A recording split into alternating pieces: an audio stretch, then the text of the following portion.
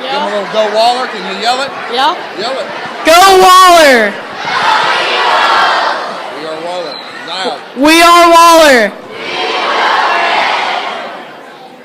Good. Thanks for locking in. Again, when you come in here, we'll give you those first couple minutes. We'll give you those first couple minutes to have some conversation with your neighbor around you, talk, settle down. A couple things we're going to make sure we're not doing. We're not running down the hall, the aisles, and we're not screaming to people who aren't my direct neighbor. So thank you for doing that today. I've got 3 jokes today. I'll let you be the judge of how good they fall, where they fall on that scale. And then we've got 2 talents for you, and then a couple videos and some things after that. So here's our jokes. Hi, I'm Daxton, and I'm from the 8th grade.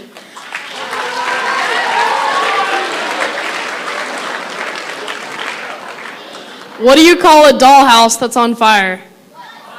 A barbecue.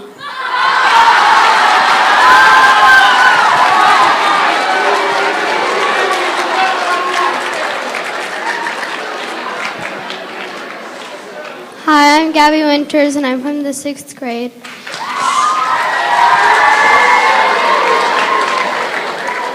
What do you call a deer with no eyes? No idea.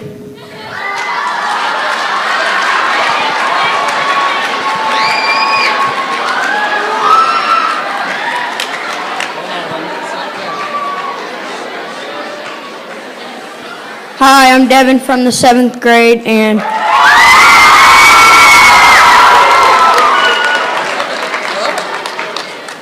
what kind of monster picks their nose? A boogeyman.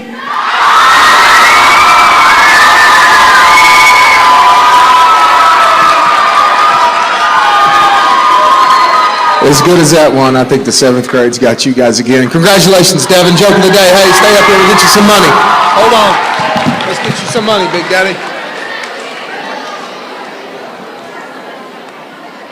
Congratulations.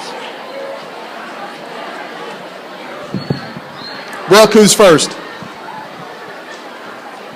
Rylan, you first. Come on out here. We got 2 towns today. They're going to introduce themselves and tell you what song they've got. They're going to wait until that attention is given. How can we tell when you're ready, when that attention is there? We're looking for those eyes and those ears. You get those eyes and ears, then they're going to ask you if they want you to join in or not. If they don't ask you, then we want you to sit there silently until they're done. Is that right? Okay. Hi, my name is Raylan, and I'm from the 7th grade, and I will be singing Oceans by Hillsong.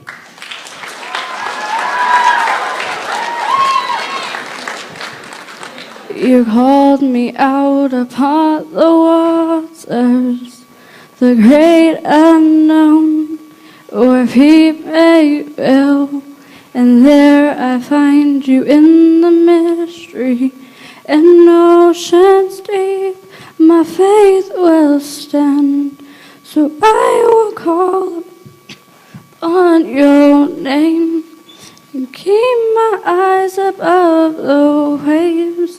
When oceans rise, my soul will rest in your embrace, 'cause I am yours, and you are mine. Your grace abounds in deepest waters, your sovereign hand will be my guide, where feet may fail and fear surrounds me. Never fail, and you won't start now. So I will call upon your name and keep my eyes above the waves. When oceans rise, my soul will rest in your embrace. 'Cause I am yours, and you are mine.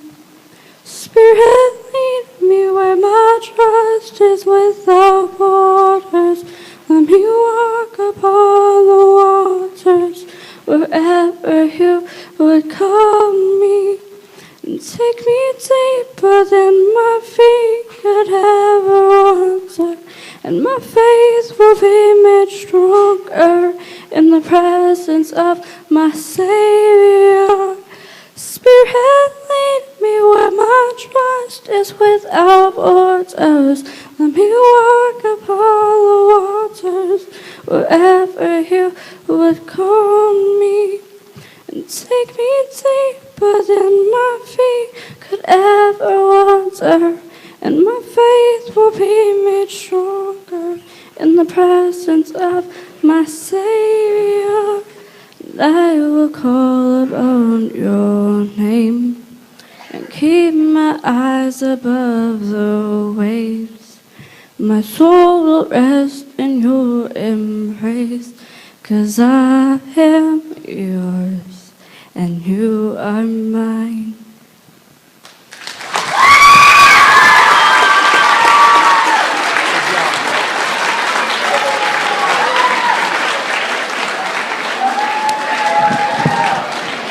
Great job. Thank you. Hey, guys, it's a tough deal to get up here, put yourself in front of this audience, but what's made it not such a tough deal is your guys' encouragement. I appreciate how you guys have supported each other, supported Waller, and supported these groups and individuals that have gotten up here, whether it's for the joke of the day or even for the talent.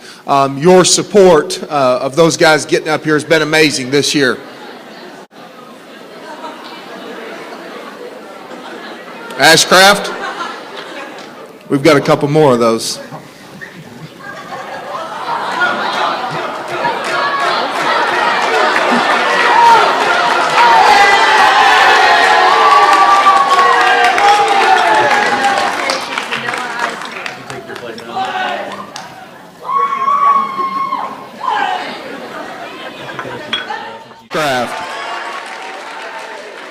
We've got one more talent for you at this time. No stranger to the spotlight. She's been up here one time before. Brooke, come on out. Give her a round of applause.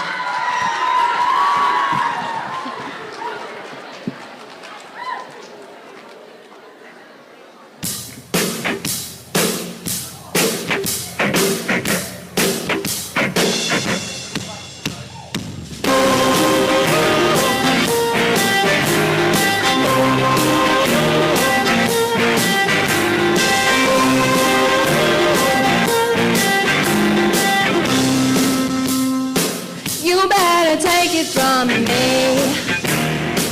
That boy is not a disease. You're running, you're trying to hide. You're wondering why you can't get free. He's like a curse, he's like a drug. You'll get addicted to his love. And you wanna get out, but he's holding you down 'cause you can't live without one more touch. A good time cowboy has to know about leaning up against the record machine. Looks like cool drink of water, but he's candy coated misery. He's a devil in disguise, snake with blue eyes, and he only comes out at night. Gives you feelings that you don't want to fight. You better run for your life.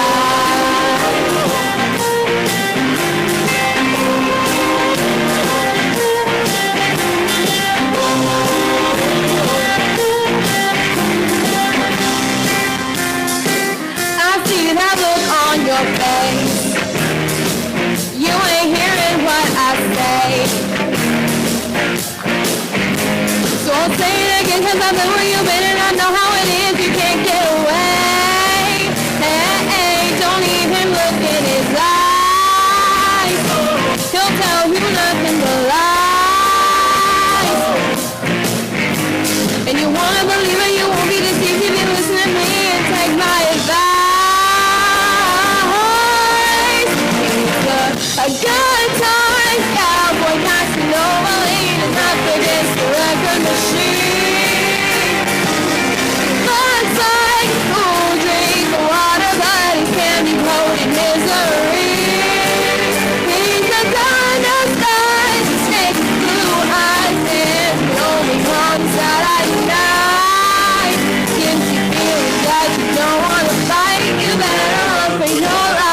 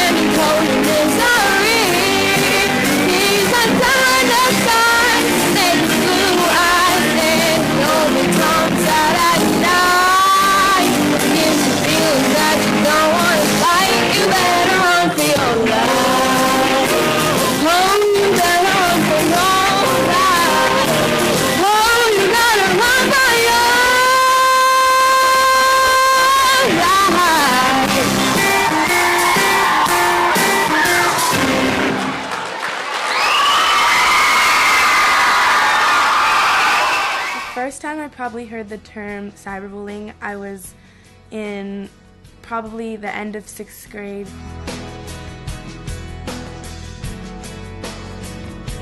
I understood that it was just people being really mean to each other online or over the phone or text messaging. I don't think I thought that it could happen really. It was kind of like an in another world kind of a thing.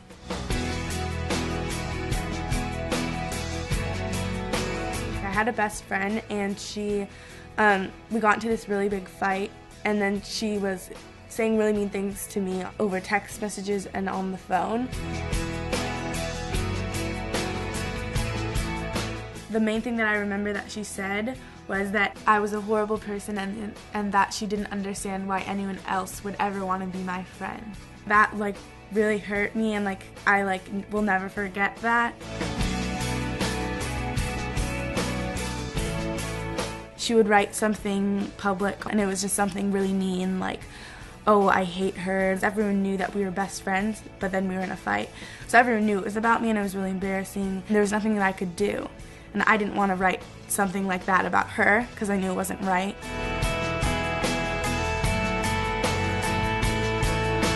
I wouldn't want to tell my mom, but then it got really bad and I just knew that I needed my mom to help me. So I told my mom, and then she helped me.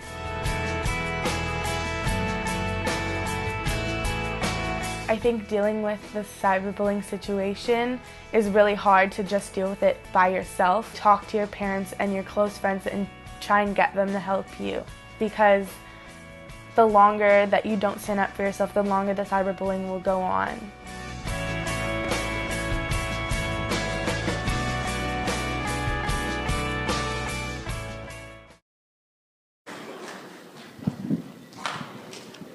Think back a couple weeks ago, our guest speaker that was here, outgoing Superintendent Sean Heim, one of the things that he talked about, guy sitting there, he said, I remember when I was in middle school, I remember when I was a middle school student. The friends I have today might be my enemy tomorrow, might be my best friend again today, might be my enemy tomorrow, might be my best friend again next week. That stuff changes all the time.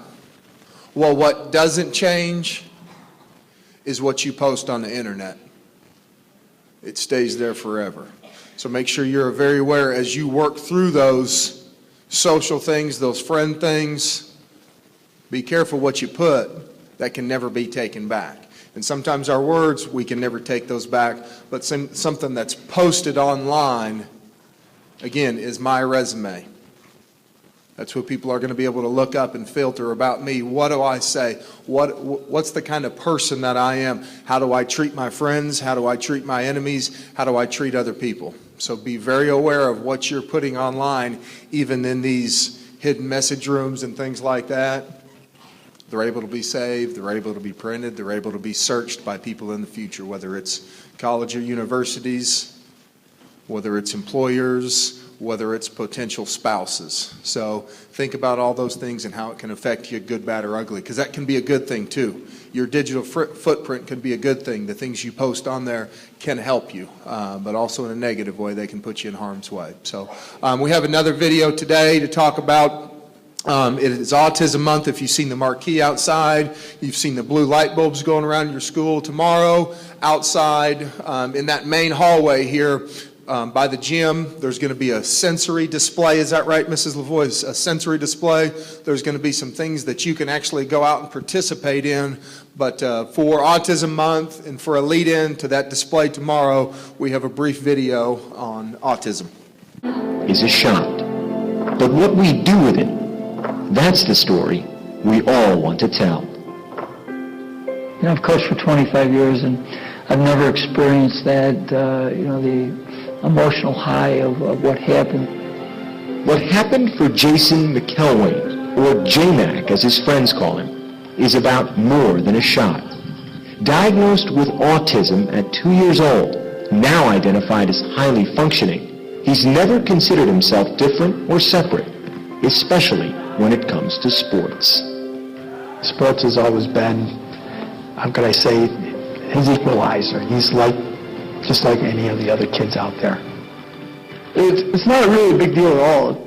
I'm just normal like other people. That's the way I am. At 5'6", J-Mac didn't make the junior varsity basketball team at his high school, Greece Athena, near Rochester, New York. Instead, he became team manager, a role he now has for the varsity as a senior. In the last 3 years, in his white shirt and black tie, he's missed only one game. During practice, I set up the clock and get the water in games and be enthusiastic. As this season was wrapping up, Coach Johnson approached Jason with an idea about the Trojans' final home game of the season. I said, I'm really going to look to try to get you in the game, but remember, I can't promise you that. And he goes, okay, Coach. February 15th, Greece Athena against Spencerport, senior night. With word out that Jason might play, the student section printed signs of J-Mac's face, just in case. And with 4:19 left in the game, with the Trojans up by 20, Coach called down to the end of the bench for number 52. I just kind of turned and pointed at him, and he almost ran right on the court. He was so excited. Hey, Jay, you got to check in. So he hits the buzzer, and he doesn't go anywhere. It's like, now you go on the court. He was so caught up in the moment. He came into the game, they all stood up and they put the signs, the pictures of him up, and I got really emotional. And I sat down and started to cry. With 3:46 left, Jason got the ball. When he missed that first three, I was like, oh! And then it airballed, and I was like, man, I really just want to see him score one time. I put my head in my hands, like, dear God, please, just get him a basket. Then, with 3:12 left, another chance. That third trip down the court. Magic.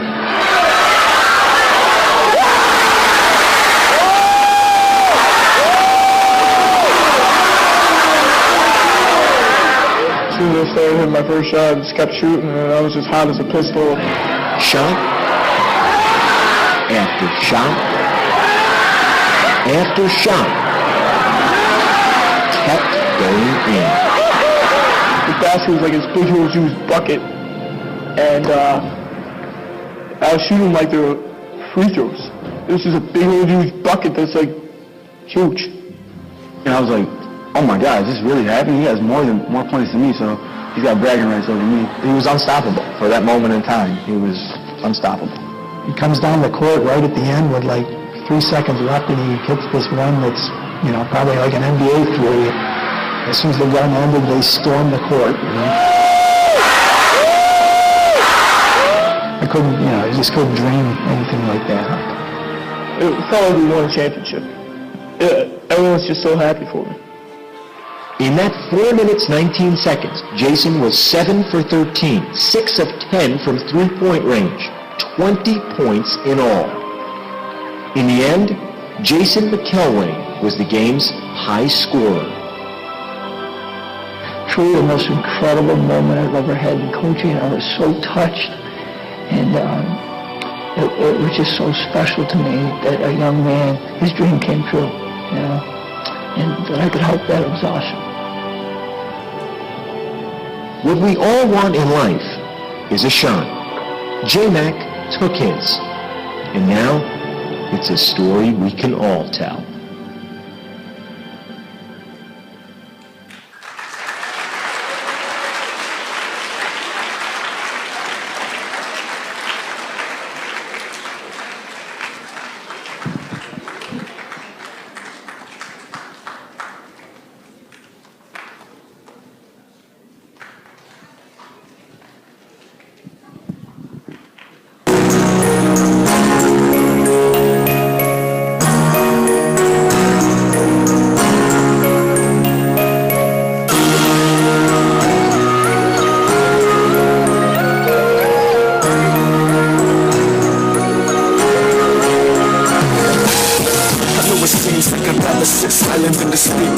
And while this makes me look weak sometimes, it's just a bit too far for me to reach. Each and every day I pray that you will find a way for me to bridge these walls. Maybe find a way to bridge this gap.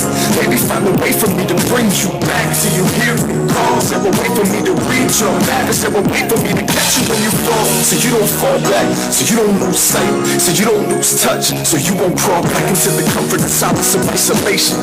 This is a fight, this is for life, this is for both of us, this is a need of motivation, this is a plight, this is for life, this is for both of us, and for most of us, this is a fight, this is for life. Sometimes it feels like the world is crumbling down, so I hide behind the lonely heart to survive. Keep picking up the pieces, but the puzzle keeps changing.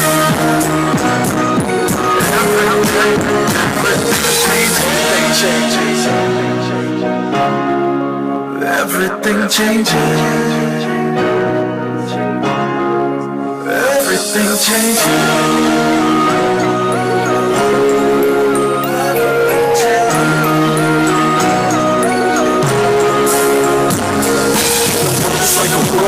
I try to focus my attention, I try not to mention any of my apprehensions. But it's hard to alleviate the stress when every step that isn't prepped is a recipe for tension.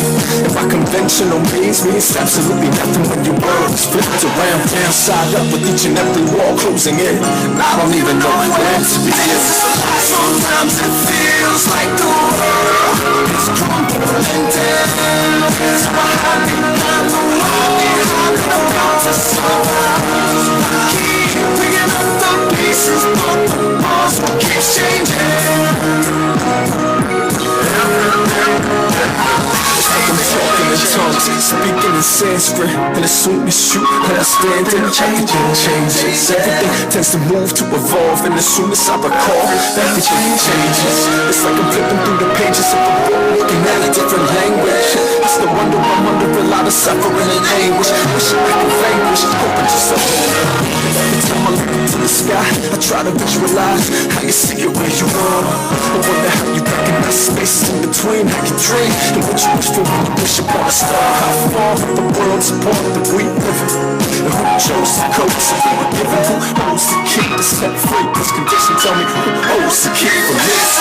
Sometimes it feels like the world is crumbling down, so I hide behind the lonely heart to survive. Keep picking up the pieces, but the puzzle keeps changing.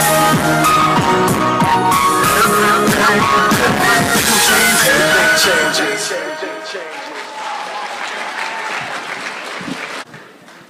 The puzzle pieces, you'll see that a lot with autism. That's one of the symbols, is that the right way to say that? Symbols for autism. You'll see those different puzzle pieces, and I think the words of that song maybe put it in a little bit of perspective, what autism, and if you have autism, what you go through on a daily basis. We have one more video coming up about, is it the 8th grade cookout, is that right? 8th grade cookout. I know some of you guys have been asking for that, so we've got a little trailer showing that.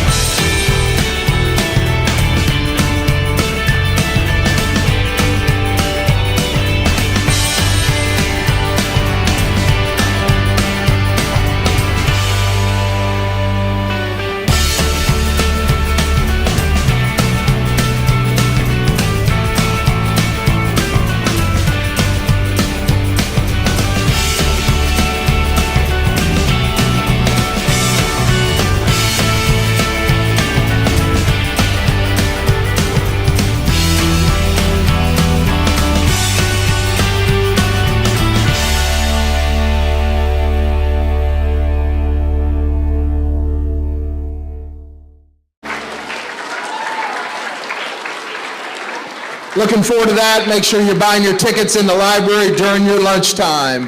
I think we had another one scheduled that might be getting bumped again because I think we're about to cut off into time. A couple things I want to make some announcements on. If you're on the golf team, even if you shoot 112, Bryce, if you're on the golf team, you're to stay at Waller today, to stay at Waller. 123, thanks for the clarification. On 5 holes, thanks, Bryce. Golf stays at Waller today. Track students are to stay here. We're going to have practice at track today. You're going to be dismissed at 3:30, those track guys. One thing I want to talk about in our video today was going to be a little interview about patience. Believe it or not, and that interview is going to be with me. That's one of the things I know I've been working on this year as well as a lifetime. And I'm going to be patient right now, Ariane, as you guys that are turned around, I don't see your eyes and ears up here.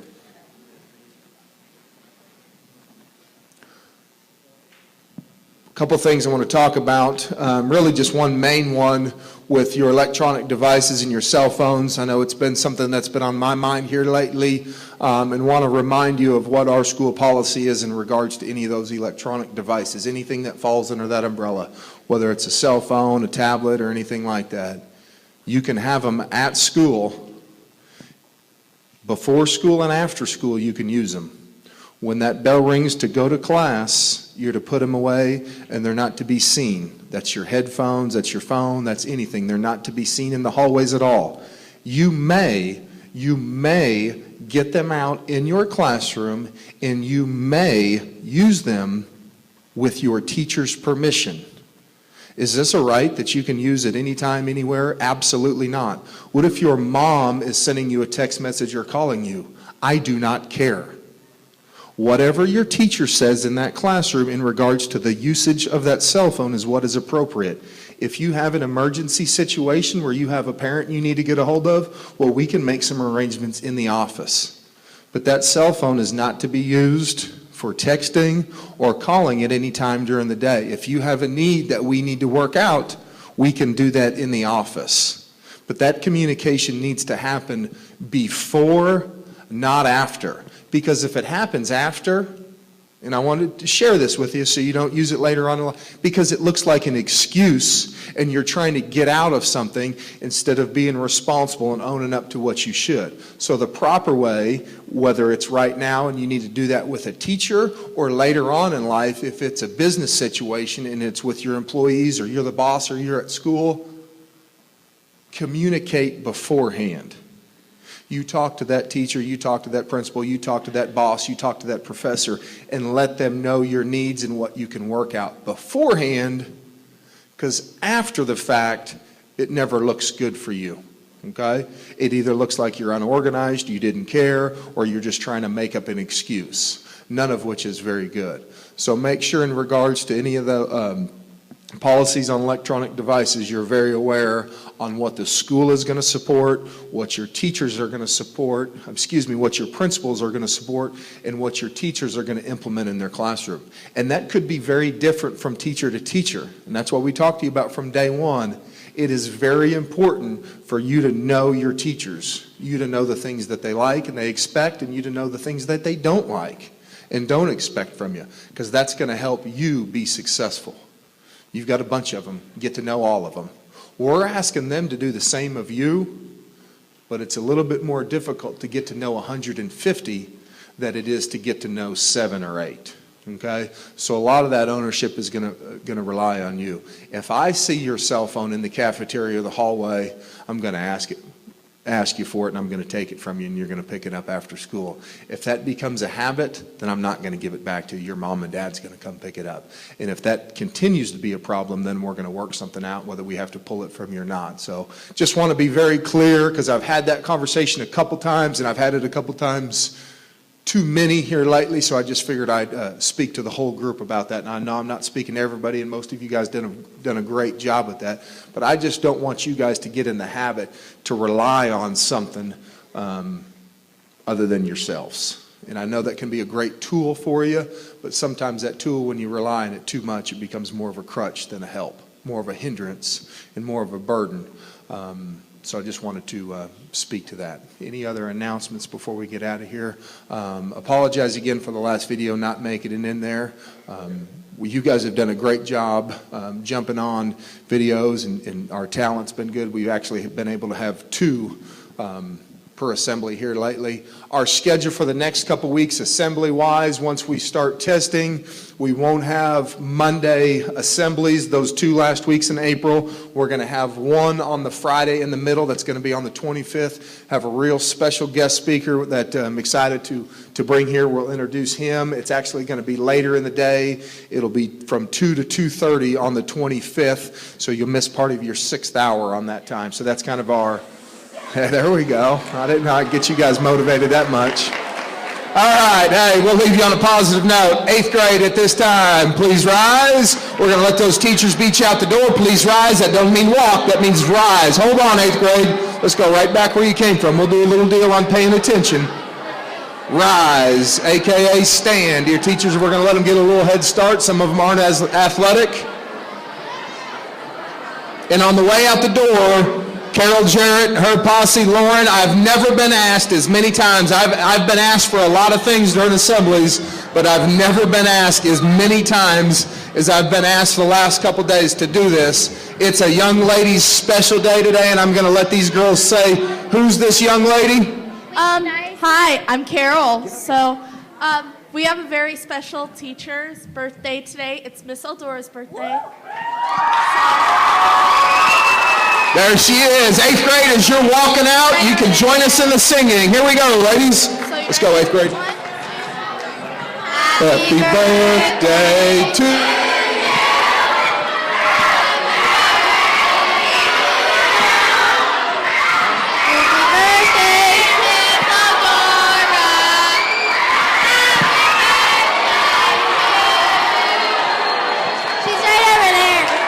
All right, thank you, ladies.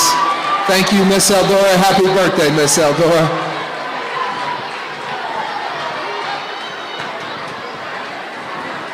Thomas, we got a minute left if you'd like to do a dance. I saw you bobbing that head over there. You want to dance today? Huh? You sure? You got it on today.